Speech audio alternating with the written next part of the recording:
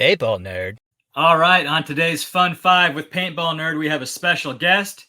He's a three-time world champion. He won the World Cup in 2008 with the Ironman. He won with the X Factor in 2013. He won with Dynasty in 2020. He's an entrepreneur. He owns the company Tribe of One Athletic Wear, and he's a master trainer. Ladies and gentlemen, welcome to the show, Mr. Scott Kemp. How you doing, Scott? Good. Thanks for having me, Isaac. Yeah, man. Thanks for coming on. Yeah. So let's dive into it here. We'd like to hear from you on tell us about your favorite paintball memory. Yeah, that's a tough one. I started playing paintball when I was 12 and I retired in my 30s and then came back a couple of years later. So I have a lot of paintball memories. I played professionally for 14 full seasons.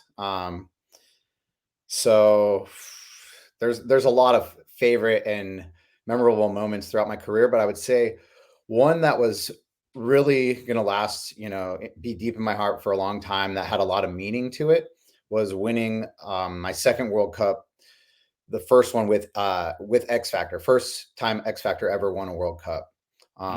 And that was my second winning. And the reason why that was such a special win is I left the Ironman to go play for X Factor, and at the time, they were a top contender. They were, semifinals, but they never really made it to the finals too often, and they didn't ever win a World Cup. But they were a top contender, and they could be there. They had a thin team of maybe 6 or 7 players at the time, and they wanted to grab a few new players. So they picked me up as the only California player to come onto the squad. Everybody else was mostly in Texas. We picked up Zach Wake, who was living out in Florida at the time. But coming onto that team in 2013, I came on with a good leadership role. I came in with a starting spot. We won Huntington Beach that season, which was the last 7-man Huntington Beach pro event that they had there, which was pretty cool to start off the season with them. And we were in the semis or in the finals throughout that whole season. We didn't win a major event outside of the 7-man. But going into World Cup, I just had this strong feeling like we can win this, and we were grinding hard and embedded in everyone's head. Like, look, we're playing the Russians, we're playing Impact, we're playing all these top teams that they've beat, but we're gonna have to go through some tough grind to win a World Cup. And that was a long battle. I was a starting spot from the first prelim match all the way until the very last point, like winning that against Impact to win that World Cup. We had to knock out Houston Heat. We had to knock out Tampa Bay Damage, who was playing really well. And it came down to us and Impact. They went up 2-0 on us. We came back. It was going back and forth. I had some really standout plays personally that helped like swing a lot of points. So winning that World Cup meant so much to me because not only did I have a big contribution to that, that was the first time that X Factor got to win a World Cup.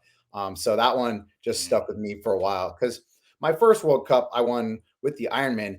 That team was so stacked. They were going to do it with or without me, to be honest, So like, yeah, sure, I got my reps. I got to get my reps, but I wasn't Oliver Langer, Nikki Cuba, or Brandon Short on the field. Yeah. So to have that big starting role and kind of help and push these guys into it, that was probably the most memorable moment of my entire paintball career. Right on, dude. Awesome. So you mentioned playing with Zach Wake. So I'm curious, who is your favorite player? Maybe not just to play with, but who's your favorite player in general? And what do you think is so special about that player? Still playing, or can they be retired? Yeah, whatever you like. Yeah. Yeah, they can be retired for sure. I'm gonna go with my boy B Short, Brandon Short. I grew up playing with him. We climbed through the ranks together. We went pro and joined the Ironman with you when you were already on the Ironman a year prior. But we went through a lot of the same stuff together in the same age group. and he was a phenomenal player, phenomenal snake player. He really mastered the snake, and he was a He did. threat. And everybody knew, like, if Brandon gets in that snake, like, he's going to be a pain in our ass. And he was good for killing a few bodies. And he was so diverse in that snake, whether it was 7-man at the time or X ball or playing over Europe, he was always a threat. And so being really good friends with him, being best friends with him, I was his best man at his wedding. I always looked up to him too as a player and always rooted for him. So I'm going to go Brandon Short. Man, I remember when the Ironman picked up B Short. It was a practice at Dan's house, Yeah. and B Short was racing people backwards and winning. Yeah. And it's like, where did this kid come from? Because you and I had played paintball prior, like we played, rookie together or novice, or whatever, on Flashpoint, Yeah. and and I'd never seen B Short until that weekend that we practiced up at Dan's house, and this kid was just like throwing a clinic, He like literally came just out of nowhere. he came out of nowhere, dude. He He was did. amazing. So yeah, that's definitely a good choice for sure. Yeah. Cool. All right, on. So let's talk about paintball gear. Now, when I talk about paintball gear, it doesn't have to be like actual gear. We can talk about headbands. We can talk about some secret socks. You can talk about shorts. But Mhm. what is one piece of paintball equipment or gear, clothing that that you can't step on the field without? All right. Can I use two?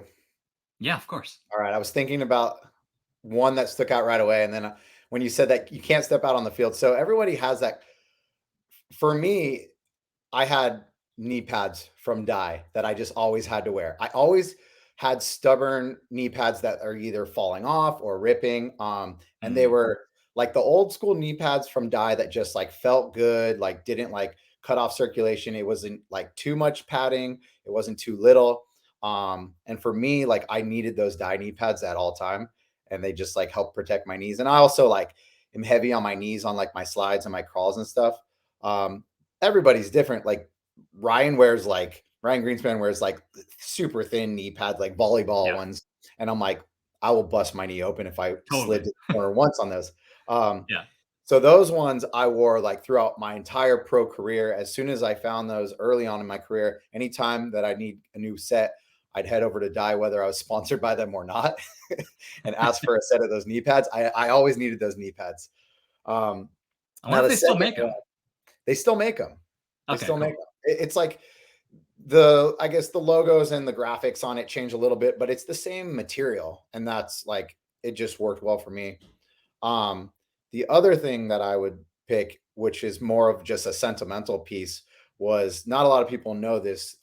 Back in the day when HK Army first started out, they started with headbands and t-shirts.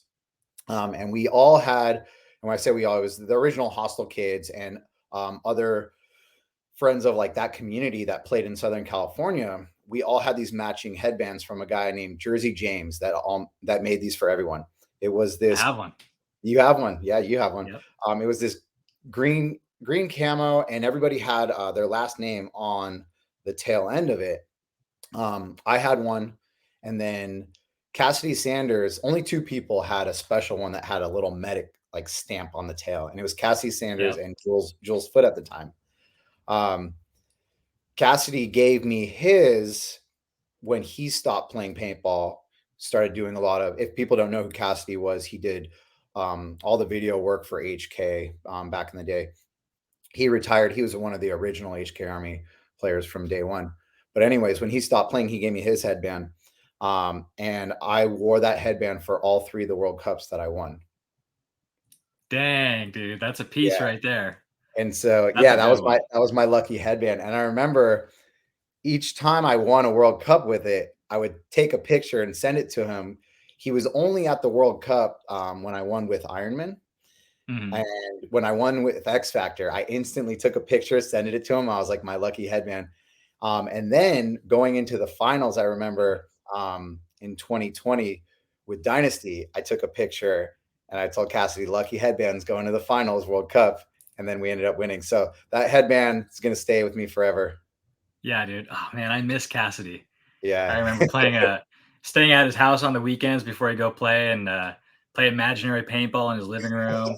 Yeah. He'd Photoshop images. Like we put our guns on his computer and he changed the color of them using Photoshop to see what they'd look like. Yeah, right. Oh man, good times. Yeah, he was great.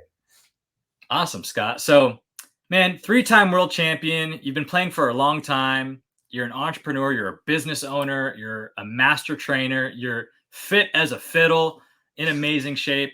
So, I mean, for the people that want to know, not just in paintball, but in life in general, because I'm assuming there's a winning formula there. What would you say it takes to get to your level in life? So for everything that I've found success in, it's obsession. It's obsession with paintball at a young age. Fell in love with it and fell in love with the competitive side. And I would get a hold of as many videos that I could watch of other players and all the pro and amateur teams playing, watch them, study them, play as much as I could. As I started competing in paintball and getting competitive, I knew that it was also a physical sport too. Like it was physically demanding, and the faster and more agile and limber you could be, the better player you could be as well. So that actually got me into fitness and started working out, not really knowing what the hell I was doing as a young teenager, but I knew if I worked out and was in better shape, that could help my paintball as well. So I started training strictly not for the aesthetics of it, but for the performance of it in paintball. And that's obsession. That's obsession at a young age in paintball, that I wanted to be a better player. And then as I went pro, I told myself, I want to be the best. I want to be the best I can be. I want to win and compete. And I did for a long time. And it's a never ending, there's no finish line. You're constantly learning and evolving and studying. It's the same with business. It's the same with my careers, with any entrepreneur endeavor as well. It's, studying the people that are doing that well, learning from your mistakes, learning from your success. And again, it's a never ending growth, no matter what that field is that you're in. Like as soon as you stop learning, then you stop growing. So you're constantly pushing yourself and evolving. Beautiful, man. So, with all that said, Scott, what are you most thankful for? Most thankful for all the memories that I got and all the friendships I got out of paintball. So being able to travel the world, fill up passports, through paintball's expenses, through sponsorships, funding those travels, being able to travel with friends that I knew, friends that I've met, meeting new people around the world that lived in other countries, creating new bonds and relationships. Like, yeah, the game is fun. Of course, we have fun stepping on the field and playing Mhm. paintball and competing, and that's a blast, and that's what brought us all together. But um, those memories and moments of meeting people all around the world, like, those are invaluable. Like I can, log on to Facebook and find somebody in, spin the globe and point at a random country, and I might know a paintball player or somebody out there, and like that's something special that not a lot of people can say they can do. So all those moments, not just on the field but outside of the field, and bonds that brought people together.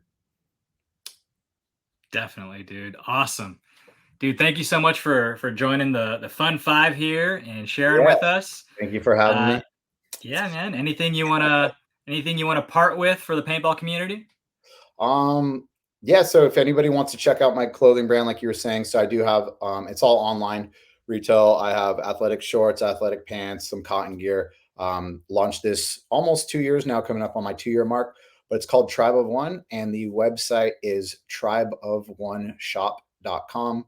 And I will actually make a promo code for anybody watching this. So we'll do 25% off. So Paintball Nerd 25 is going to go live right now. So anybody watching, you'll get 25% off any of your orders.